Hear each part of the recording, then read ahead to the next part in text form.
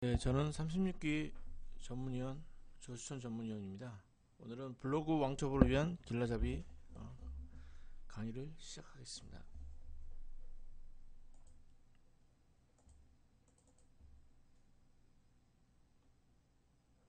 네, 오늘의 강의 순서는 블로그 개설 전에 무엇을 준비해야 되는지, 그리고 이제 블로그 만들기 및 꾸미기는 어떻게 해야 되는지, 그리고 이제 블로그를 만든 이후에 방문자는 어떻게 늘리고 이웃들은 어떻게 관리하는지 이런 부분에 대해서 전체적으로 강의를 드리겠습니다.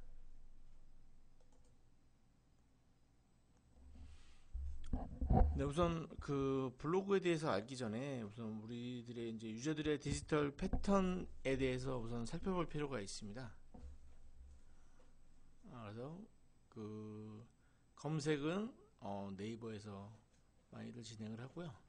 대화는 카톡, 그리고 시간 소비는 페이스북에서 많이 소비들을 하고 있습니다. 그리고 정보가 필요할 때는 물론 뭐 네이버 모바일을 많이 쓰시긴 하지만 전체적으로 모바일 검색을 많이들 하고 계십니다.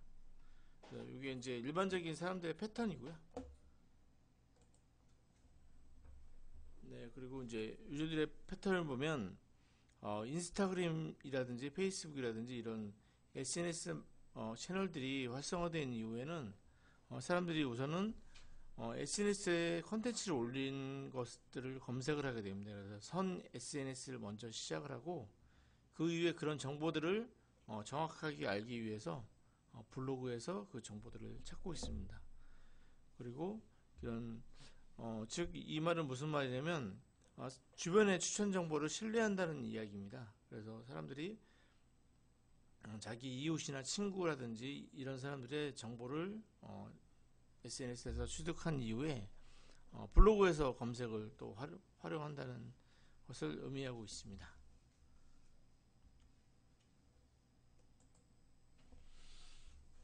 그리고 이제 컨텐츠의 내용도 중요하지만 타인의 반응에 더욱 신뢰를 하고 있습니다. 그러니까 이제 뭐 컨텐츠의 어떤 주제라든지 이런 것들도 중요하지만 타인의 반응들이 어떤지, 후기가 어떤지, 평가가 어떤지 이런 거에 따라서 더욱 신뢰를 하고 있습니다. 지금까지 디지털 패턴 변화에 대해서 좀 알아봤고요.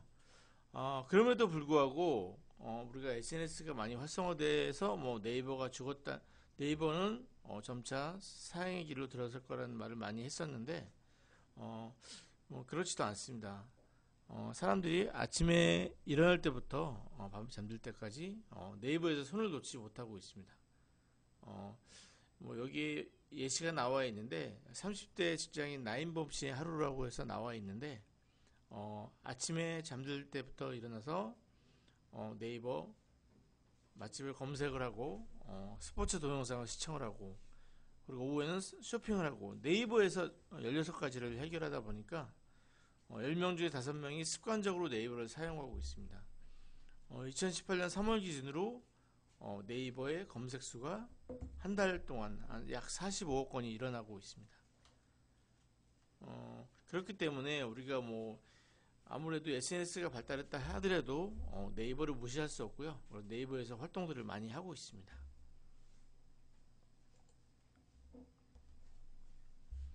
지금까지 뭐 디지털 패턴 변화와 네이버의 사용 형태에 대해서 알아봤는데 왜 블로그를 운영해야 되는지에 대해서 알아보겠습니다. 그 상품 선택의 구매 기준을 저희가 설문조사를 통해서 알아봤는데 아직까지도 약 52%의 분들이 블로그 리뷰를 신뢰를 하고 있습니다. 29%가 지인 소개, 14%가 할인 쿠폰, 5%가 전단지를 통해서 구매를 기준하는데 아직도 약 52%의 유저들이 블로그 리뷰를 보고 상품 선택의 구매 기준을 하고 있습니다. 그렇기 때문에 우리가 블로그에 대해서 운영해야 될 필요가 있다라고 할 수가 있습니다.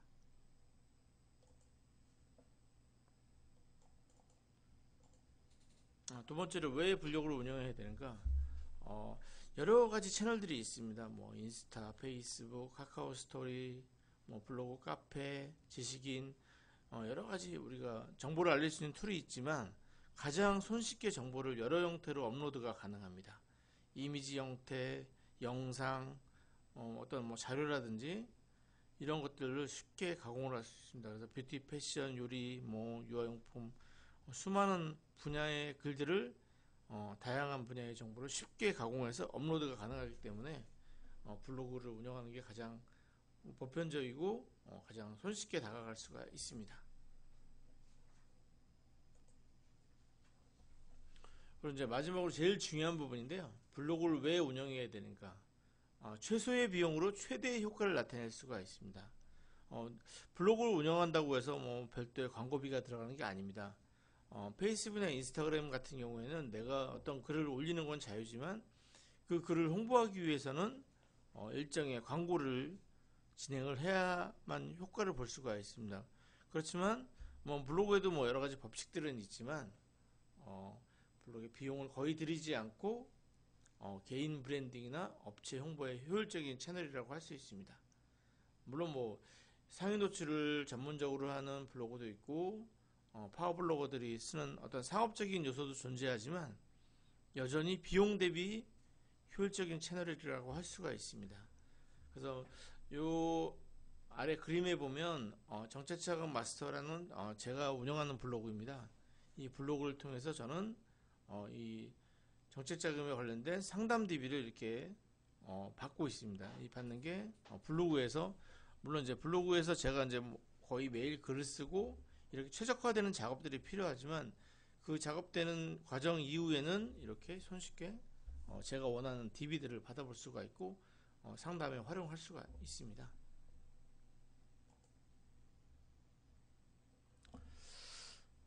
지금까지 이제 블로그를 왜 운영해야 되는지 우리가 알아봤습니다. 그럼 이제 운영을 왜 할지 알아본 다음 이후에는 운영 방향을 어떻게 운영할지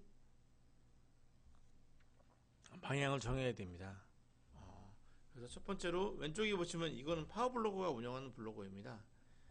이분 같은 경우에는 뭐 IT, 생활, 뭐 뷰티, 가전 등 다양한 분야의 글들을 쓰고 있습니다. 그래서 파워블로거처럼 내가 이것저것 다 운영할 것인지 아니면 두 번째로 이건 이제 제가 운영하는 블로그입니다. 그래서 저는 이제 정책자금이라는 범위를 좁혀서 정책자금 마스터라는 제 브랜딩을 위해서 블로그를 운영하고 있습니다. 그래서 블로그 정책자금에 대한 다양한 글들을 게재하고 있습니다. 그리고 세 번째로는 제품의 홍보나 판매를 위해서 운영할 것이 요 세 가지 방향이 크게 이제 블로그를 운영하는 방향들인데 우리 이제 우리 R&D 지도사 여러분들은 이 개인 브랜딩을 위한 이 두 번째 블로그를 운영하는 게 가장 좋다고 판단이 됩니다. 그렇기 때문에 요 그 블로그의 제목이라든지 주제를 이렇게 좀 약간 정책 자금이라든지 이런 부분을 좁혀서 운영을 하시면 좋을 것 같습니다.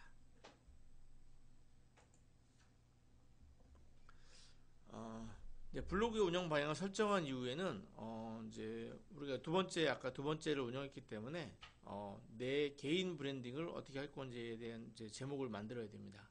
제목을 만들고 그리고 블로그 운영 3대 요소인 꾸미기는 뭐 스킨, 요 왼쪽에 있는 스킨처럼 스킨, 뭐 상단에 타이틀, 그리고 이제 위젯 등이 있고요. 그리고 이제 이웃과의 소통을 하기 위한 뭐 이웃수, 댓글, 공감 등이 필요합니다. 그리고 글쓰기, 꾸준한 글쓰기가 필요하고 블로그 지수를 높이기 위한 다양한 활동들, 뭐 이런 반응들이라든지 이런 3대 운영 요소를 확인한 이후에 이제 운영 방향을 설정해야 합니다.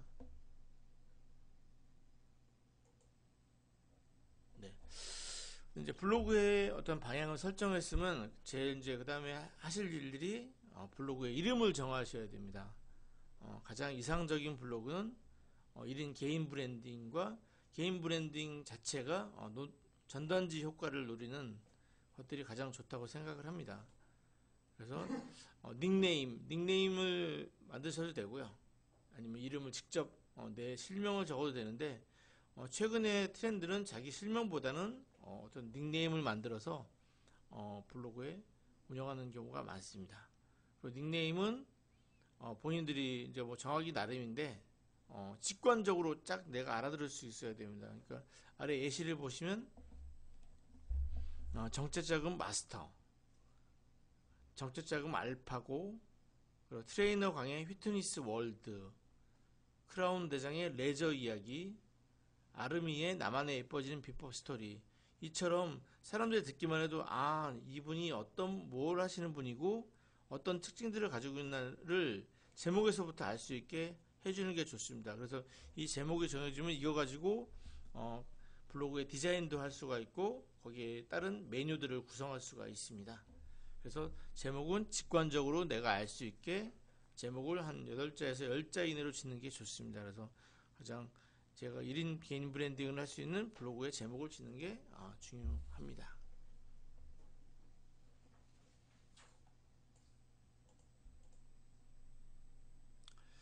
그래서 이제 블로그 시작하기는 이제 네이버 아이디를 만들면 누구나 블로그가 생성이 됩니다. 그래서 이미 다 블로그가 생성이 돼 있어요. 이렇게 저희가 시작을 하지 않아도 블로그가 이미 다 만들어져 있습니다. 네이버 같은 경우에는. 그래서 이제 이 만들어진 블로그에 들어가서 이름을 바꾸고 별명을 바꾸고 그다음에 여기 메뉴에 있는 것처럼 제목과 별명을 바꾸고 그다음에 디자인을 하기를 꾸미기가 다 돼요. 꾸미기를 하시고 그리고 이제 글을 쓰시면 되고 그리고 나와 관심사가 비슷한 이웃들을 맺으면 되는데 뭐 서로 이웃과 그냥 이웃이 있습니다. 서로 이웃은 서로 이제 피드백을 댓글이나 글을 달고 하는 분들이고 이웃은 내가 그분의 컨텐츠만 보기 위한 이웃이 있습니다. 그래서 자기 선택 사항에 따라서 이웃을 맺으면 됩니다. 그래서 이제 블로그 들어가서 꾸미기를 누르시면 이제 네이버에 12가지 구성이 나옵니다. 그래서 왼쪽에 2단 구성 4가지, 그리고 가운데 있는 3단 구성 6가지, 오른쪽에 있는 1단 구성이 2가지가 있습니다. 총 12가지 레이아웃이 있어요. 그렇기 때문에 자기가 운영하기 편한 스타일로 운영하기 좋은데 보통 많이 운영하는 스타일은 2단 구성입니다. 왜냐면 이제 뒤에서 설명드리겠지만 3단 구성이나 1단 구성 같은 경우에는 저희가 이제 노출하기가 좀 어렵습니다. 왜냐면 1단 구성은 그 이미지가 컨텐츠만 보이기 때문에 왼쪽 메뉴라든지 이런 게 다 아래로 내려가게 됩니다. 그래서 보기가 좀 어렵고요. 3단 구성은 왼쪽 오른쪽 다 꾸며야 되는 부분이 있기 때문에 제가 추천드리는 건 2단 구성인데 다음 장에서 확인해 보겠습니다. 네. 여기도 있지만 2단 구성이 가장 많이 쓰이고 크기 조절이 가장 쉬운 형태입니다. 그래서 모든 메뉴가 왼쪽으로 나가게 됩니다. 왼쪽. 3단 구성은 메뉴가 왼쪽 오른쪽에 가게 되어 있는데 2단 구성 같은 경우에는 왼쪽에 뭐 내 프로필이라든지 카테고리의 제목이라든지 이웃이 방문했는지 이웃 커넥트, 그리고 다녀간 블로그가 어떤 사람들인지 이런 것들을 볼 수 있는 왼쪽에 메뉴가 됩니다. 그리고 본문형의 사진 가로폭은 최대 740이고 표가 자동으로 가운데로 정렬이 되어 있습니다. 그래서 장점으로는 보기가 가장 편하고, 그리고 두 번째로는 사진 크기 조절이 쉽습니다. 가로폭 최대가 740이기 때문에 우리가 꽉 채운 느낌의 포스팅을 하기에 되게 편리합니다. 그리고 아까도 말씀드렸지만 표를 삽입했을 경우에 자동으로 가운데 정렬이 되어 있어서 글쓰기가 매우 편리합니다. 근데 단점은 우리가 이제 각종 위젯들을 왼쪽에 만들 수가 있어요. 예를 들면 뭐 저희 그 한국기술기업협회 위젯을 만들어서 넣을 수가 있어요. 넣을 수가 있는데 그 왼쪽에다 넣다 보면 메뉴들이 많기 때문에 가장 위젯들이 아래로 내려가기 때문에 이 한 번에 우리가 구성상에서 보기가 되게 어렵습니다. 그런 단점들이 좀 있는데 그거 외에는 2단 구성이 가장 우리 초보자로서는 운영하기가 가장 쉽고 만들기가 좋습니다. 그래서 2단 구성을 권하는 바입니다.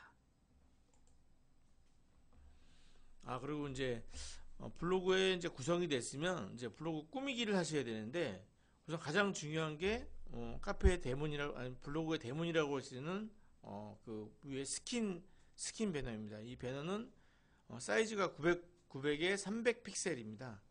900에 300 픽셀인데 이거를 스킨을 만들 때는 물론 뭐 디자이너가 회사에 존재하시는 분들은 디자이너가 가장 만드시는 게 좋지만 이렇게 본인이 하는 일을 가장 잘 나타낼 수 있는 어떤 카피와 이미지를 구성하는 게 좋습니다. 맨 위에 있는 거는 제가 운영하는 블로그인데 저는 이제 정책자금 마스터라는 닉네임을 지었고 제가 이제 그 저를 설명하는 카피를 2018년 정부 R&D 지원사업 브레인이라는 이름으로 이제 이렇게 설명을 했어요. 그리고 이제 설명할 때 이 마스터가 어떤 사람이냐면 사람들에게 정보를 알려주는 그런 전문가라는 이미지를 해서 제가 강의를 하는 모습을 꾸며 놓았습니다. 그리고 이제 아래 3S 신용제라는 그 블로그 같은 경우에는 융자를 전문으로 하기 때문에 다른 정책 자금도 중요하지만 이 기술 기보나 신보, 농신보 같은 이런 정보들이 나타날 수 있게 딱 이 직관적으로 이 대문만 보더라도 이분이 어떤 일을 하는 분을 알 수 있게 이렇게 꾸미는 게 중요합니다. 그리고 이제 오른쪽에 있는 첫 번째, 두 번째 보면 제가 이제 뭐 네이버 검색에 쉽게 걸릴 수 있도록 체험갈비라든지 경매박사 남스타라는 이름을 꾸며서 사람들이 블로그에서도 바로 검색을 할 수 있게 이런 장치들을 꾸며 놓았습니다. 그래서 블로그 대문 같은 경우에는 본인이 하는 일을 가장 잘 나타낼 수 있는 이미지와 카피로 구성하는 게 중요합니다.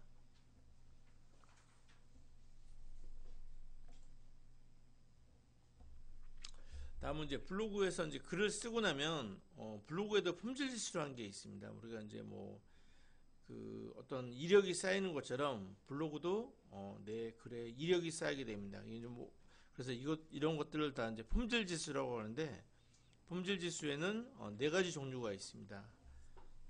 활동 지수, 그리고 소통 지수, 인기 지수, 신뢰 지수 총 네 가지가 있습니다. 활동 지수는 운영 기간과 그러니까 그 요즘에 이제 블로그 운영 보면 이제 오래된 블로그가 좋다고 하는데 2018년에 새로 만든 블로그는 잘 노출이 안 되고 있습니다. 뭐 그 이유는 뭐 정확히 알 수는 없으나 저희가 사례로 비춰봤을 때 그래도 블로그를 운영하시면 좀 기간이 오래된 2016년 이전에 블로그를 운영하는 게 좋습니다.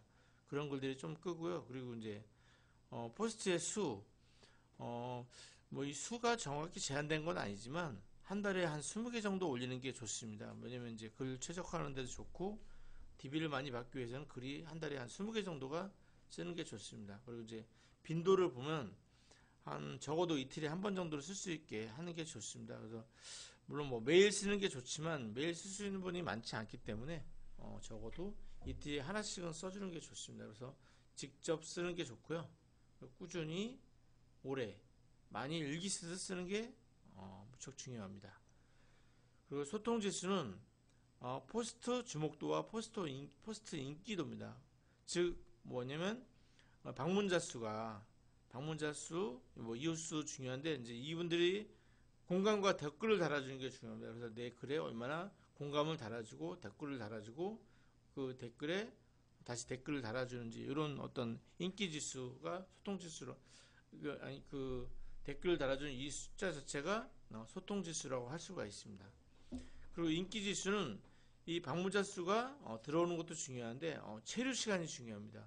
한 사람이 그 블로그에 몇 분이나 머무는지 보통 그 블로그에 사람들이 머무는 시간이 1분 내외거든요. 그 체류 시간 늘리는 거에 따라서 DB가 바뀔 수가 있습니다. 그렇기 때문에 체류를 많이 할 수 있도록 글을 좀 정성껏 쓰는 게 중요하고요. 그리고 이제 글을 보고 난 다음에 그 조회수 그리고 내 글을 퍼간 스크랩 수 이런 것들을 인기 지수라고 할 수가 있습니다. 이 세 가지는 가장 기본적인 수치고요. 그 네 번째가 신뢰 지수입니다. 즉 네이버의 로직인 C랭크라고 할 수 있습니다. C랭크는 그 블로그의 정체성이라고 할 수가 있는데요.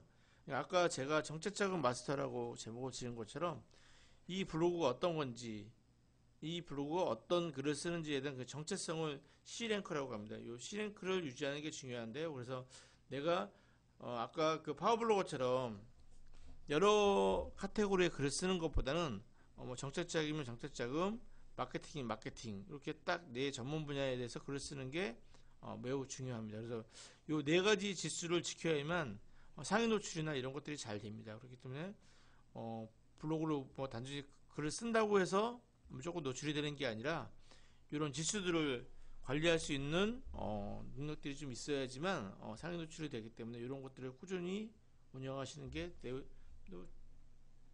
중요하다고 생각을 합니다. 그리고 이제 검색 노출에 절대적인 요소는 없습니다. 100% 상위 노출을 해준다는 업체는 솔직히 신뢰할 수가 없습니다. 왜냐면 저희도 이제 저도 마케팅 업체에서 오래 일을 했고 솔직히 뭐 상위 노출을 자신하지만 저희도 뭐 상위 노출을 못해서 돈을 토해낸 경우도 많고요. 그렇기 때문에 이 상위 노출에 절대적인 요소는 없습니다. 하지만 이런 부분이 들어가면 다른 글보다는 유리하게 상위 노출이 가능합니다. 그래서 첫 번째로는 핵심 키워드를 잘 쓰셔야 됩니다. 그래서 블로그 제목, 프로필, 카테고리, 포스트의 뭐 내용들에 어떤 저희가 띄우고 싶은 키워드가 반드시 들어가야 됩니다. 그리고 키워드는 뭐 이것도 뭐 솔직히 정확한 건 아니지만 정책자금 마스터라는 거를 제가 썼을 때 물론 뭐 붙였어도 띄었어도 솔직히 그 블로그에서 똑같이 인식을 하지만 정책자금과 마스터라는 키워드에 제가 다 같이 걸릴 수 있기 때문에 이 키워드를 띄어서 쓰는 게 좋습니다. 그리고 저희가 만약에 정책자금만 키워드를 띄우고 싶으면 핵심 키워드 내에 제목을 1회 써주시고요. 그리고 본문에는 5번 이상 그 키워드를 언급해 주시는 게 중요합니다. 태그도 뭐 1회를 넣으려고 하는데 태그는 상위 노출에 아무런 영향을 미치지 않기 때문에 그냥 참고용으로 넣으시면 될 것 같습니다. 그리고 제목 내에 키워드가 여러 가지가 들어갔을 때는 내가 띄우고 싶은 키워드를 가장 앞으로 배치하는 게 좋습니다. 그리고 본문에 키워드 쓸 때는 뭐 이 3분의 1 지점 이거는 솔직히 여러 가지 설들이 있는데요. 본문 키워드는 맨 앞보다는 3분의 1 지점에 배치하는 게 좋고 크기와 색상을 달리해서 강조해 주는 게 중요합니다. 그리고 만약에 키워드의 조회수가 낮을 경우에는 그래서 경쟁이 약한 키워드 같은 경우에는 다른 세부 키워드를 추가해도 상관이 없습니다. 그리고 본문의 내용은 뭐 이것도 명확히 정해진 건 아니지만 대충 그 글을 잘 쓰는 분들을 보면 보통 700자 내외의 글들을 씁니다. 그래서 플러스 마이너스해서 600에서 800자 내외를 글을 쓰시면 됩니다. 그리고 본문의 고화질 이미지는 6개에서 13개를 쓰시면 되는데 만약에 제가 저작권을 피하기 위해서는 그 이미지를 캡처해서 사용하시면 됩니다. 그냥 올렸을 경우에는 법무법인에서 연락을 받는다거나 아니면 그 방송국에서 이미지를 썼으면 방송국 연락이 오거나 이런 경우가 있기 때문에 반드시 이미지를 캡처해서 새로운 이미지를 저장해서 사용을 해야 됩니다. 그리고 본문 이미지에는 그 네이버 로직 같은 경우 로버트 엔진 같은 경우에는 그 사진을 이미지로 인식하는 게 아니라 그것도 언어로 인식을 합니다. 그 제목을 언어로 인식을 하기 때문에 파일명을 이미지를 저장할 때 그 키워드명으로 파일명을 만드는 게 좋습니다. 그리고 텍스트에는 이미지도 좋지만 영상 텍스트와 이미지와 영상이 조합된 글을 쓰는 게 가장 좋습니다. 그래서 나왔던 12가지 요소들 정리해 보면 제목이 가장 중요하고요. 그다음에 사진, 동영상, 그리고 본문 키워드의 개수는 키워드의 개수, 그리고 이제 700자 내외로 쓰시고 공감, 댓글, 스크랩을 했을 때 상위 노출이 됩니다. 그렇기 때문에 키워드를 잘 정해서 제목을 넣는 게 중요하고요. 그리고 사진, 동영상을 잘 활용하는 게 중요하고, 그리고 700자 내외의 글을 쓰시고 공감, 댓글, 스크랩을 받는 게 상위 노출의 가장 중요한 순서입니다.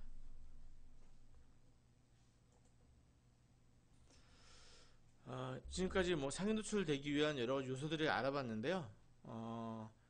그 반대 요소로 이렇게 하면 네이버 노출이 누락되는 경우가 있습니다. 이렇게 조심하라는 얘기인데요. 제가 이제 역으로 한번 적어봤습니다. 그래서 실시간 검색어로 키워드 잡기. 지금이 5시니까 예를 들어서 6시에 박소연의 라디오에 뭐 연예인이 나왔습니다. 연예인이 나와서 뭐 예를 들어 트와이스가 나왔는데 트와이스 키워드가 실시간 검색어 1위라고 해서 내가 실시간 검색어로 글을 쓰게 됩니다. 그러면 그날 당일에는 노출이 되거든요. 근데 그 다음날 바로 작품질이 돼버립니다. 그렇기 때문에 실시간 검색어로 키워드를 잡고 제목을 쓰는 건 안 좋고요. 그리고 포스트와 관계없는 낚시성 제목. 제목은 정치자금인데 낚기 위해서 뭐 연예인 이름을 쓴다거나 아니면 그날의 사건의 제목을 쓴다거나 이런 낚시성 제목을 쓰는 거는 저품질로 가는 지름길입니다. 그리고 뉴스나 칼럼, 타 블로그의 글을 복사해서 그냥 붙여넣는 것. 그리고 상위 노출하기 위해서 제가 키워드를 뭐 한 3, 40개, 4, 50개를 계속 정책자금이라는 키워드를 반복했을 때 블로그의 품질이 저하가 돼서 콘텐츠의 노출이 누락이 될 수가 있습니다. 댓글의 댓글 금지, 이거는 뭐냐면 이제 제 글 바로 밑에 상업적인 블로거들이 글을 남길 겁니다. 거기다가 제가 화가 난다고 해서 그분의 댓글을 달면 되게 지수가 떨어지게 됩니다. 그리고 이제 외부 링크 걸기, 유의, 뭐 이거는 솔직히 말하면 제가 해봤을 때는 솔직히 상관이 없는데 대부분의 블로거들이 다른 사이트에 URL 넣는 걸 되게 두려워하더라고요. 그게 저품질이 된다 믿고 있는데 요거는 사람마다 좀 다르기 때문에 제가 보통의 경우로 말씀드리면 네이버는 네이버 자체의 URL은 좋아합니다. 하지만 외부의 링크는 그렇게 좋아하지 않는다고 이제 하는데 요거는 자율적으로 판단하시기 바랍니다. 그래서 요거는 한번 그 논란의 여지가 있기 때문에 제가 했던 경험에 비춰봤을 때는 상관이 없었는데 대부분의 블로거분들은 요 외부에 링크를 거는 걸 두려워하더라고요. 그래서 영상이 있을 때는 유튜브 링크보다는 영상을 직접 올리는 경우가 많은데 요거는 해보시고 판단하시고 궁금하시면 저한테 질문을 해주시기 바랍니다. 그리고 이제 블로그는 검색 노출이 생명입니다. 그러니까 검색에 네이버 자체가 검색 로직을 잘 활용하고 있기 때문에 제목과 본문에 키워드를 잘 활용해야 노출에 유리하게 됩니다. 그래서 이제 그 네이버에 가면 광고를 누르시면 키워드 광고 도구가 있어요. 이 도구에 가면 우리 이제 키워드에 대한 한 달간의 검색량을 조회할 수가 있는데 이 조회수를 보고 판단하는 겁니다. 그래서 대표 키워드, 예를 들면 정책자금, 내 키워드는 제가 정책자금 마스터, 세부 키워드는 예를 들면 뭐 기업부설 연구소라든지 벤처기업 인증이라든지. 그러니까 이제 정책자금 키워드는 컨텐츠 수가 50만 이상 됩니다. 그래서 이런 대표 키워드는 상위 노출이 힘들고요. 그리고 이제 브랜드 키워드가 있고 두 번째로 힘들고, 그럼 이제 세부 키워드는 상대적으로 상위 노출이 쉬운 편입니다. 그래서 검색량이 적기 때문에 뭐 물론 기업부설 연구소도 기업부설 연구소 측면에서 보면 대표 키워드이기 때문에 예를 들면 기업부설 연구소 설립, 기업부설 연구소 추천, 이런 어떤 세부 키워드가 상위 노출이 쉬운 편입니다. 그리고 키워드의 조합에는 우리가 이제 위에 그 키워드 검색 바로 아래에 있는 연관 검색으로 추천 검색을 쓰는 게 좋지는 않고요. 자기의 주제, 그리고 소재, 특징, 지역, 이런 순으로 키워드를 조합하면 되는데요. 이렇게 예를 들면 해외 직구 대행 빠른 포항, 그다음에 일본 직구 교육 전문 대한민국, 이런 것처럼 주제와 소재, 특징, 지역들을 조합해서 키워드를 만드는 게 좋습니다. 그리고 세 번째로는 아까 말씀드렸지만 네이버 광고의 광고 시스템에서 시스템을 들어가시면 키워드를 검색할 수가 있어요. 그러면 우리 키워드에 그 한 달간의 월별 조회수가 나오는데요. 그래서 처음 블로그 하시는 분들은 이 월간 조회수가 30에서 50 되는 키워드, 현저히 낮은 키워드들을 검색해서 이 키워드에 대한 제목과 본문으로 블로그를 써보시는 게 좋습니다. 그리고 이런 키워드들을 제가 저희 업종에 맞는 키워드들을 한 100개 이상 작성해서 키워드 목록으로 만들어 놓는 겁니다. 그래서 월간 조회수 낮은 것부터 글을 써보고, 그래서 점차 키워드가 바뀌어감에 따라서 그런 조회수를 키워드에 대한 글을 써보시는 게 좋습니다. 이런 정보들은 키워드 트렌드인 네이버 데이터 랩에서 검색을 해보시면 되고요. 검색어는 아까 키워드 도구에서 키워드별로 검색을 해보시면 됩니다. 그리고 이제 키워드를 자기 전문 분야 포스팅에 집어넣는 겁니다. 그래서 예를 들면 자기의 전문 분야인 정책자금 분야에서 이런 키워드 100개를 다 집어넣어서 글을 써보는 게 좋습니다. 네, 그리고 이제 아까 말했던 블로그 지수를 관리하기 위해서는 이웃 관리는 선택 아닌 필수입니다. 그래서 블로그 이웃을 잘 맺고 관리를 해야 소통 및 인기 지수를 올리기 쉽습니다. 그래서 방문자는 적합한 이웃을 우리가 맺을 때는 방문자가 500에서 2000명 정도 있는 분들을 위주로 맺는 게 좋고요. 그리고 매일매일 글을 쓰거나 블로그를 위해서 성장을 위해서 열심히 하는 블로그, 그리고 댓글이나 공감을 열심히 달아주는 정신이 투철한 그런 블로그, 그리고 이제 내 관련 분야와 관계 있는 블로그. 경쟁자도 좋은데 경쟁자보다는 그 분야에서 글을 잘 쓰는 분들의 글을 제가 이웃을 맺어서 그 분이 서로 이웃을 맺으면 이 글들이 올라올 때마다 제 블로그의 영역에 글이 뜨게 됩니다. 그렇기 때문에 이 내 경쟁자는 어떤 글을 올리고 있고 내 고객들은 어떤 글을 올리는지를 알 수가 있어요. 그렇기 때문에 이웃을 맺을 때는 내 관련 분야와 관계 있는 분들을 맺어놓는 게 좋습니다.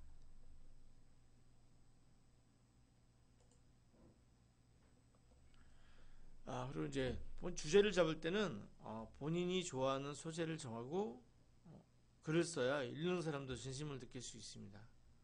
그래서 내게 정말 필요한 주제인지, 내가 정말 좋아하는 소재인지, 그리고 이제 글을 쓸 때는 어떤 베니핏을 주는 게 중요합니다. 그래서 글을 쓰고 난 다음에 예를 들면 저희가 정책자금 기업 R&D 지도사이기 때문에 정책자금에 대한 소책자를 준다거나 아니면 어떤 뭐 자료의 링크들을 제공한다거나 영상을 다운받을 수 있게 한다거나 이런 진성 자료를 주는 게 중요하고요. 그리고 글의 내용과 사진이 싱크로율이 좋아야 됩니다. 그러니까 사진이 정책자금인데 정책자금과 상관없는 뭐 자연의 이미지라든지 이런 사진보다는 비즈니스 전문가로서 컨설팅하는 이미지라든가 자금의 이미지라든지 이렇게 내 글 내용과 관련 있는 맞춤 사진을 찾는 게 중요하고요. 아까도 말했지만 저작권에 위배되지 않기 위해서 있는 이미지 같은 경우는 캡처를 해서 쓰고 새로운 저작권에 걸리지 않는 이미지들을 찾는 게 중요합니다. 그리고 글은 내가 이 글을 씀으로써 여러 사람이 알아서 공유를 한다는 정신으로 정성껏 포스팅을 하셔야 됩니다. 이 진정성이라는 키워드가 올해 2018년에 가장 중요한 핫한 키워드인데요. 이렇게 정성껏 포스팅을 하게 되면 이 글이 알아서 홍보가 되고 그분들도 알아서 글을 읽게 됩니다. 그리고 세상에 하나밖에 없는 글을 쓰셔야 됩니다. 즉 독창성을 얘기하는데요. 물론 내가 글을 써보지 않아서 남의 글을 인용하기도 하고 자료를 가져오기도 하는데 어쨌든 내가 세상에 이 글은 나밖에 쓰지 못한다는 정신으로 글을 쓰셔야 됩니다. 그래서 이런 글들을 지속적으로 쓰시게 되면 그 책으로 바로 그것들을 묶어서 바로 책을 낼 수가 있습니다. 왜냐하면 그게 나만이 할 수 있는 경험이고 세상에 하나밖에 없는 글이기 때문에 그렇게 진정성을 가지고 세상에 하나밖에 없는 글을 쓴다는 마음으로 쓰셔야지만 사람들이 진정성을 이해하고 블로그에 들어오게 됩니다. 그리고 이제 페이지 뷰를 늘리기 위해서 만약에 제가 쓴 글들이나 그런 것들이 관련이 있으면 링크를 걸어 놓게 됩니다. 그래서 제가 기업부설 연구소의 혜택에 대해서 글을 썼으면 기업부설 연구소의 설립 조건이라든지 기업부설 연구소의 인적 요건이나 이런 글들을 밑에 포스트 링크를 걸어서 걸어 놓으면 페이지 뷰를 늘릴 수가 있습니다. 그리고 타겟층 예상 활동 시간대 1시간 전에 포스팅을 하는 게 좋습니다. 예를 들어서 제가 야식이란 키워드를 치게 됐을 때는 그 야식을 하는 식당들은 보통 이제 10시, 11시에부터 시작해서 배달이 늘어나거든요. 그렇기 때문에 한 9시 정도에 포스팅을 하는 게 좋습니다. 그래서 지금까지 여러 가지 블로그의 운영 요소에 대해서 알아봤습니다. 그래서 전문성 있는 개인 브랜드를 만들고 싶다면 당장 시작하는 게 중요합니다. 물론 뭐 여러 가지 요소들을 제가 간략하게 설명드려서 이 한 번의 강의로서 이해를 못 하시겠지만 우선 여러 가지 블로그를 꾸미기 위한 요소도 있지만 우선 블로그를 만들고 시작하는 게 중요합니다. 그래서 내가 블로그를 어떻게 운영할지 그런 계획을 세우시는 게 중요하기 때문에 브랜드를 만들고 싶은 분이 계시다면 당장 블로그를 시작할 것을 권유드립니다. 네, 지금까지 블로그의 여러 가지 요소에 대해서 알아봤고요. 여기 참석하신 분들 혹시 질문 있으면 질문 해주십시오.